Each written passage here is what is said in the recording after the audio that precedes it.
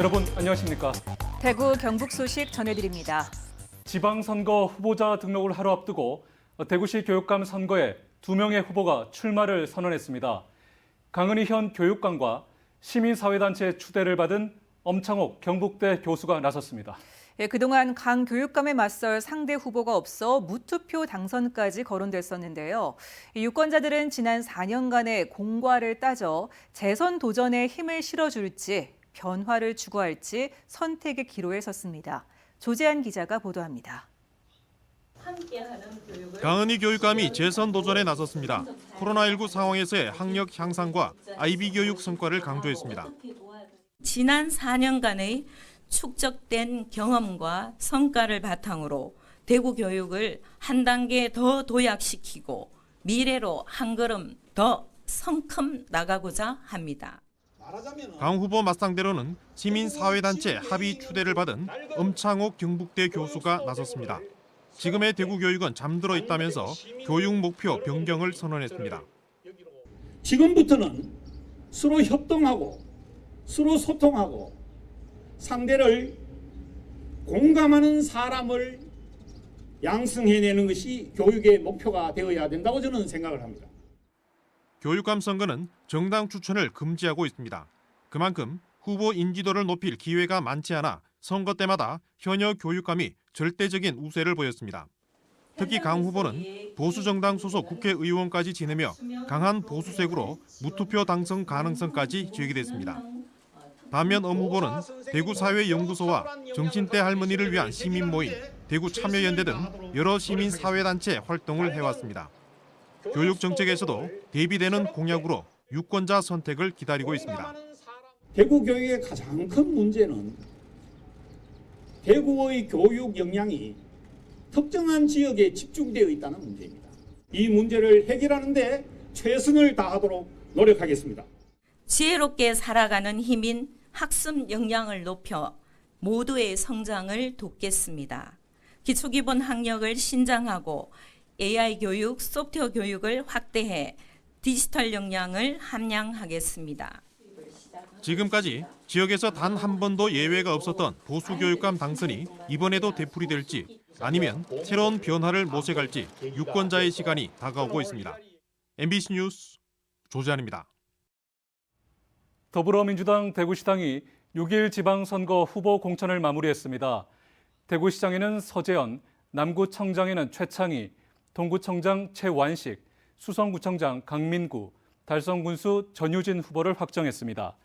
대구시의원 지역구 후보로 5명, 비례후보 2명, 기초의원 43명을 확정하며 공천을 마무리했습니다.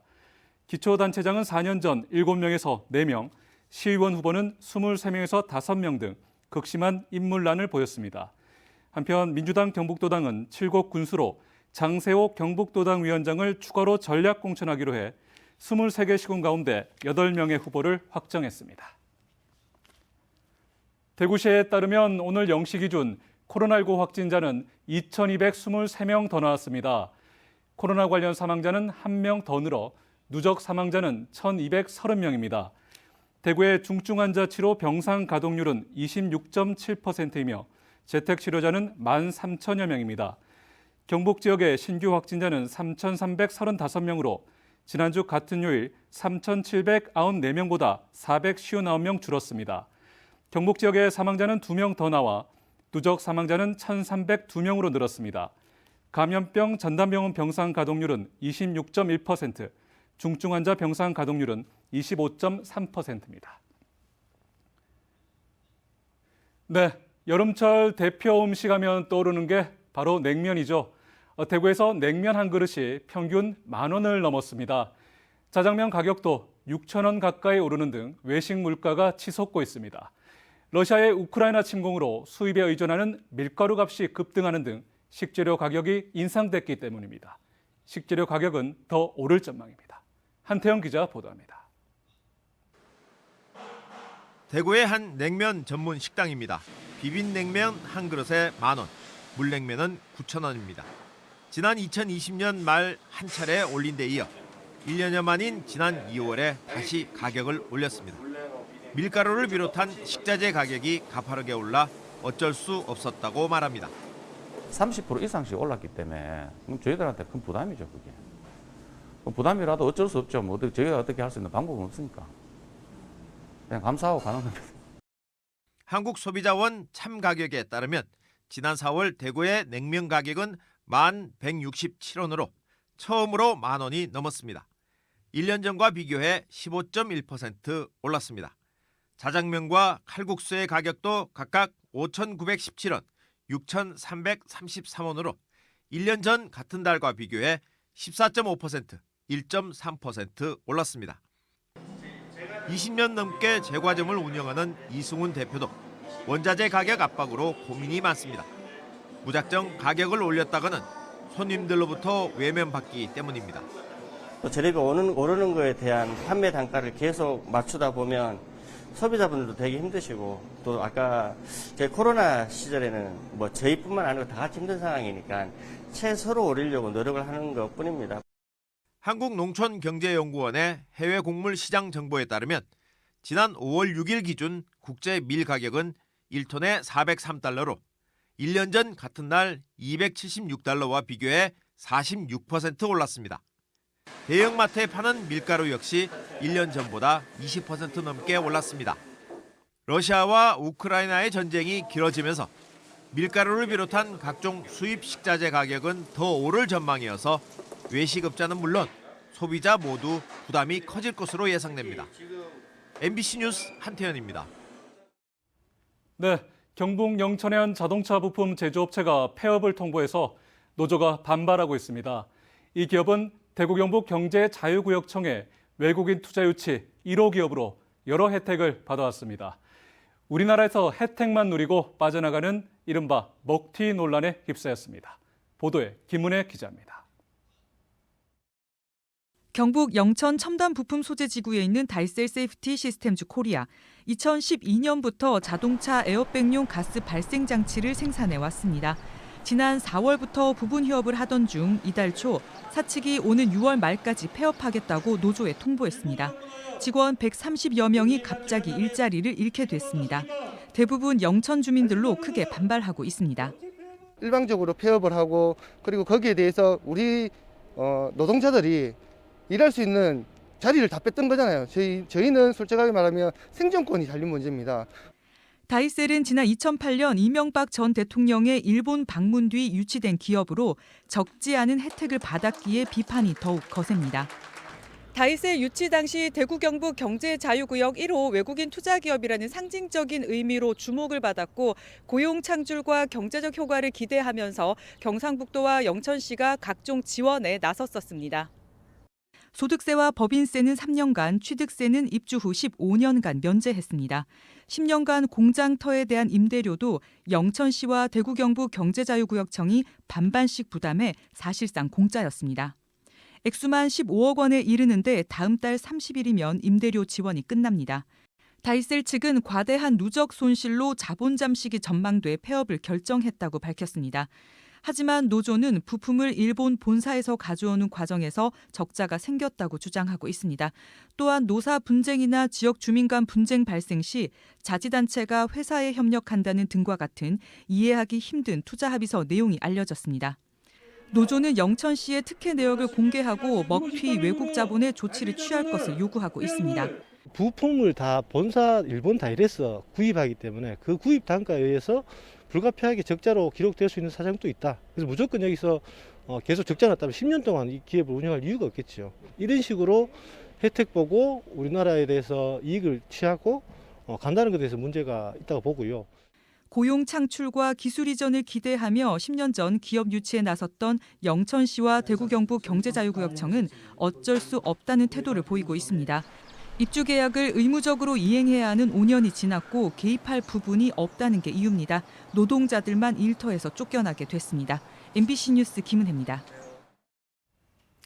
본격적인 영농철이 시작됐습니다. 거리두기 해제로 외국인 근로자가 들어와 사정이 나아지지 않을까 기대했는데 일손 부족은 여전하다고 합니다. 특히 수확 등을 위해 일손이 많이 필요한 다음 달에는 지난해와 같은 극심한 인력난이 되풀이되지 않을까 걱정입니다. 서성원 기자가 취재했습니다. 경북 영천의 한 들녘입니다. 마늘종을 제거하는 작업이 한창입니다. 지난해보다 20% 이상 오른 인건비로 67명의 일손을 구했습니다. 하지만 마늘을 수확해야 할 다음 달 초가 더 큰 문제입니다. 하루 20-30명의 일손이 필요한데 과연 다 구해서 늦지 않게 수확을 마칠 수 있을지 걱정이기 때문입니다. 돈도 돈이지만 사람 자체가 없으니까 이게 수확철에는 문제가 생길 수 있는데 사람이 없어가지고. 과수 농가도 사정은 마찬가지입니다. 올 여름 수확을 위해 열매를 솎아내는 작업이 한창인 복숭아 농가입니다. 한 해 중 일손이 가장 많이 필요한 시기인 만큼 연초부터 예약을 서두른 끝에 9명의 일손을 구했습니다. 인건비도 올랐지만 이분들 역시 닷새 뒤에는 다른 농가에 예약이 되어 있어 힘들게 또 다른 인력을 구해야 했습니다. 올해는 날씨가 좋아 열매도 많이 맺었지만 마냥 기뻐할 수도 없는 처지입니다. 너무 많이 달래가지고 또 인력이 더 많이 필요하고 올해는 예전보다는 또 열매가 많아가지고 작업 시간이 또 느려져요. 그리 농가들은 참 많이 애를 먹지요. 경상북도가 농촌 인력 공급 서비스로 올 들어 농가에 연결해준 인력은 4만여 명. 공무원까지 나서 일손을 돕고 있지만 역부족입니다. 외국인 근로자 역시 법무부를 통해 1,600여 명을 배정받았지만 지난달까지 입국한 근로자는 10분의 1에 그치고 있습니다. 이 때문에 이달 말이나 다음 달에는 지난해와 같은 극심한 일손 부족에 시달리지 않을까 농민들의 우려가 갈수록 커지고 있습니다. MBC 뉴스 서성훈입니다. 안동시가 옛 안동역 부지를 개발하기 위한 청사진을 공개했습니다. 서울 경의선 숲길처럼 도심공원을 만들고 주요 동선을 낙동강변까지 넓혀 안동 관광의 거점으로 삼는다는 계획인데요. 변수가 있습니다. 불교계가 역사 주변에 옛 절터 복원을 요구하고 있고 7월에 취임하는 신임 시장의 의중이 어떨지도 관건입니다. 홍석준 기자의 보도입니다. 버려진 도심 철길을 뜯어내고 그 위에 공원을 조성한 서울 경의선 숲길. 주변 골목 상권과 어우러진 독특한 공간적 분위기가 인기를 끌면서 서울의 대표적 복합 문화 공간으로 자리 잡았습니다. 옛 안동역 부지도 경의선 숲길처럼 도심 공원으로 재개발됩니다. 대나무와 소나무, 벚나무가 정원을 이루고 잔디광장과 전망용 스카이워크가 조성됩니다. 야간 홀로그램 공연이 가능한 물회광장은 공원의 핵심 볼거리입니다. 또 북쪽의 기존 상권과 남쪽의 강변을 자연스럽게 잇는 8개 동선을 공원 안팎에 배치해 경의선 숲길처럼 집객 효과를 높입니다. 안동시는 이 같은 내용의 옛 안동역 부지 개발 기본 계획 용역안을 공개했습니다. 도심지 북단하고 온도심하고 수변공원 공간을 단절한 그런 상태였거든요. 단절된 공간을 연결해 주는 게 결국은 지역 경제 활성화가 굉장히 중요하고 그 공원을 중심으로 인근 상권이 굉장히 활성화가. 총 사업비는 1,320억 원. 다만 전체 부지의 4분의 1은 땅 주인인 국가철도공단이 직접 개발하기로 했는데 숙박과 근린생활시설, 업무시설이 모두 공단 측 부지에 조성됩니다. 안동철교를 비롯해 침목과 철로가 제거된 옛 중앙선 폐선 구간은 이번 계획에 포함되지 않았습니다. 일부는 이제 남북 연결도로 때문에 철거할 수밖에 없지만은 대부분은 그대로 보존을 해서 안동시민들의 문화공간으로 저희들이 계속 활용할 계획을 가지고 있고요. 변수도 있습니다. 보물 제56호인 운흥동 5층 전탑이 안동역과 붙어 있는데 최근 지역 불교계가 전탑 주변의 옛 절터 복원을 요구하고 나선 겁니다. 문화재 지표조사의 규모와 그 결과에 따라 계획 수정이 불가피한 셈입니다. 또 안동시장 후보들의 공약 가운데 서로 상의한 개발 관련 내용이 포함돼 있어 최종 계획 확정까지는 시간이 더 걸릴 것으로 보입니다. MBC 뉴스 홍석준입니다. 올해 초 영덕에서 신발을 신고 오징어를 밟아 펴는 작업 영상이 공개돼 큰 논란이 됐었죠. 이번에는 외국인 선원들이 맨발로 마른 오징어를 밟아 펴는 영상이 SNS에 퍼져 논란이 되고 있습니다. 박성아 기자가 보도합니다. 한 외국인 남성이 오징어를 바닥에 내려놓더니 맨발로 꾹꾹 눌러밟습니다. 바닥에는 수백 마리의 마른 오징어가 쌓여 있고 침대에 앉아 있는 남성도 발꿈치를 앞으로 밀며 오징어를 펼칩니다. 또 다른 영상에는 반바지만 입은 남성들이 바닥에서 마른 오징어를 손질하고 있습니다. 한 베트남인 남성이 SNS에 올린 영상인데 찍은 장소가 포항에 있는 한 외국인 선원 숙소로 밝혀졌습니다. 영상 속 공간입니다. 해당 남성들은 외국 국적의 선원들로 이곳 숙소에서 오징어를 손질한 것으로 조사됐습니다. 이들은 오징어 체납기어선에서 일하면서 평소 선주에게 받은 오징어를 말려 집으로 보내거나 인근 시장에 조금씩 내다 판 것으로 추정됩니다. 만나가지고 일부 반찬하고 일부 팔고 제 친구들이 야야만 하나 모아놓고 뭐 이래요. 포항시는 이 오징어들이 시중에 대량 유통되지는 않은 것으로 파악하고 있습니다. 요즘 오징어 되게 철저하게 관리되기 때문에 이런 식으로 밖에 나갔던 물건이 다시 돌아와가지고 재포장돼 파면 그게 불가능합니다. 오징어업계 관계자는 현재 거의 모든 업체가 현대식 기계를 이용해 건조 작업을 하고 있고 위생 관리에 최선을 다하고 있다고 밝혔습니다. 포항시는 영상 속 외국인 선원들의 소재를 파악하고 있으며 시중에 얼마나 오징어를 판매했는지 조사하겠다고 밝혔습니다. MBC 뉴스 박성아입니다. 공공연대 노동조합 대구본부는 대구 남구, 달서구 등 5개 구군 체육회를 부당 노동행위로 고소하고 생활체육 지도자들의 처우를 개선할 것을 요구했습니다. 공공연대 노조 대구본부는 오늘 오전 대구시청 앞에서 기자회견을 열고 해당 구군 체육회 소속 생활체육 지도자들이 노조에 가입했지만 체육회가 불성실하게 교섭에 임하고 있다며 이같이 밝혔습니다. 또 지난해 6월 생활체육 지도자가 정규직으로 전환됐지만 임금 등 처우 개선을 위한 예산을 편성하지 않고 있다며 대책을 촉구했습니다.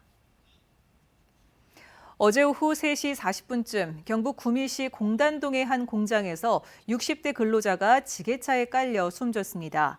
구미소방서 등에 따르면 숨진 근로자는 0.9톤 무게의 지게차를 몰며 코너를 돌다 지게차와 함께 넘어진 것으로 파악됐습니다. 사고가 난 사업장은 상시 노동자가 50명이 넘는 포장재 제조회사로 중대재해처벌법 적용 대상입니다. 대구지방노동청은 해당 사업장에 작업 중지 명령을 내리고 중대재해처벌법과 산업안전보건법 위반 여부 등을 조사하고 있습니다. 법원의 접근 금지 명령을 어기고 전 여자친구를 자신의 차에 감금한 40대 남성이 경찰에 붙잡혔습니다. 구미경찰서에 따르면 43살 A씨는 어제 저녁 8시 40분쯤 구미시 신평동의 한 도로에서 전 여자친구 B씨를 차량에 강제로 태운 뒤 15분가량 가두고 내려주지 않았습니다. A씨는 자신에 대한 경찰 신고를 취하하라고 B씨를 협박한 것으로 알려졌습니다. B씨의 스마트워치 신고를 받고 출동한 경찰은 A씨를 현행범으로 체포했습니다. 어제 오전 6시쯤 대구 수목원 산책로에서 내장이 파열된 고양이 사체가 발견돼 경찰이 수사에 나섰습니다. 시민 제보로 사건을 파악한 대구 고양이 보호연대는 동물 학대가 의심된다며 경찰에 신고했습니다. 경찰은 농림축산검역본부에 사체 부검을 맡기고 주변 CCTV 영상을 확보해 학대 여부를 조사하고 있습니다.